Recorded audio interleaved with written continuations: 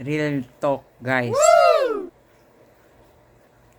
Alam mo ba, sabi ni Mister, gustong-gusto niya daw yung isang babae na malinis, Wow.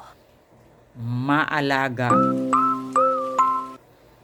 Tapos ikaw naman, kung gusto mo na malinis yung mga damit ng asawa mo,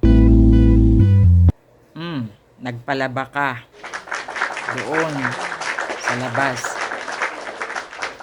Nung kukunin mo na yung damit, na busy ka. Sabi mo sa asawa mo, tumawag ka. Mister, asawa ko. Yes! Pwede pa kukuha na lang yung yung damit na pinalaban ko dyan sa labas. Ayun guys, dalaga. Maglaban ng damit, mabango. Regular na nagpapalaba si Mrs. Si Mr. ang kumukuha ng damit. Nung tinignan niya guys, pakunti ng pakunti yung damit. Pakunti yung damit. Oh, yan.